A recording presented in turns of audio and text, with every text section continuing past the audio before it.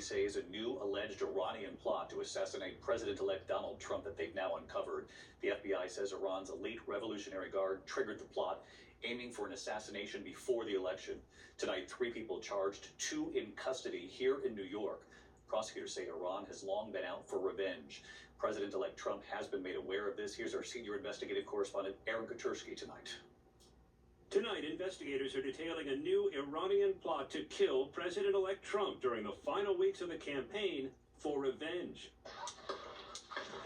In mid to late September, 2 months after a gunman tried to kill Trump in Pennsylvania, the FBI says Iran's elite Revolutionary Guard Corps instructed an Afghan operative with a criminal background to focus on surveilling and ultimately assassinating former President of the United States, Donald J. Trump.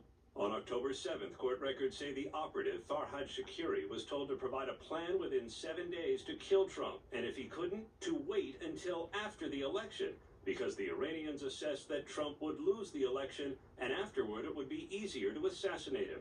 Federal prosecutors say Iran has been determined to avenge the death of Revolutionary Guard General Qasem Soleimani, who was killed in an American drone strike during Trump's first term. The FBI learned of the latest plot from the very man asked to arrange it. The criminal complaint says Shakiri spoke voluntarily from Tehran. I received a phone call from the FBI telling the FBI he was first instructed to target Iranian-American writer and activist Mahsa Ahmadinejad. Prosecutors said he recruited 2 Americans he met in a New York prison to assist. Tonight, those men are under arrest and in custody. The complaint says Iran also told Shakiri to kill 2 people described as Jewish business people residing in New York City because of their support for Israel. Then he was told to put aside his other efforts and focus on Trump. Attorney General Merrick Garland said tonight, David, there are few actors in the world that pose as grave a threat to national security as Iran. The president-elect was made aware of Iran's intent to kill him, but his spokesman said tonight, David, nothing will deter Trump's return to the White House. David? Aaron Katersky with us tonight. Aaron, thank you. Tonight, President-elect Trump working on putting together his team for the White House, and the president-elect says he has now spoken with dozens of foreign leaders since his re-election. Tonight here, we've learned top Trump supporter Elon Musk was on the call with Trump and Ukraine's President Zelensky and listening in on the call with the president of Turkey. ABC's Rachel Scott in West Palm Beach, Florida tonight. Tonight, a revealing new glimpse at just how influential Elon Musk could be in Donald Trump's administration. We have a new star. A star is born, Elon. Sources tell ABC News that Musk was at Mar-a-Lago, listening in as the president-elect took a congratulations phone call from Ukrainian President Volodymyr Zelensky. Trump at one point even handing the phone to Musk, who then spoke with Zelensky himself. According to sources, Zelensky thanked Musk for his Starlink satellite system, which Ukraine has relied on for communication in its war with Russia. The world's richest man pumping upwards of $175 million into helping Trump win. Take over, Elon, just take over. By election night, there he was, part of the Trump family photo. The phone call with Zelensky raises new questions about the sweep of his role in the Trump White House, especially considering his billions of dollars in federal contracts.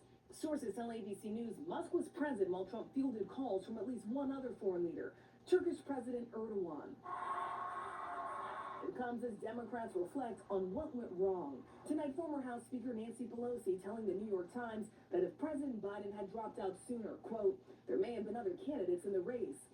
The anticipation was that if the president were to step aside, that there would be an open primary. Pelosi telling the Times she has spoken with Kamala Harris and believes a competitive primary could have helped the vice president. I think she would have done well in that and been stronger going forward, but we don't know that. That didn't happen.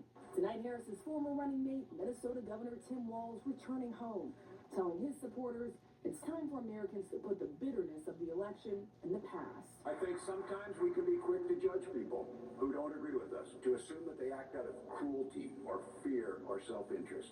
I think we ought to swallow, and this is me in this as I'm speaking about myself, swallow a little bit of pride and look a little harder to find common ground with our neighbors who didn't vote like we did in this election.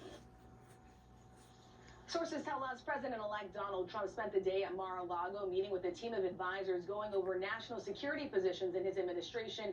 We're also told that his new chief of staff, Susie Wiles, has been deeply involved in those discussions, David. Rachel Scott again tonight. Rachel, thank you. Overseas tonight, disturbing images coming in from Amsterdam. Israel soccer fans attacked and beaten by violent mobs following a match against the Dutch team.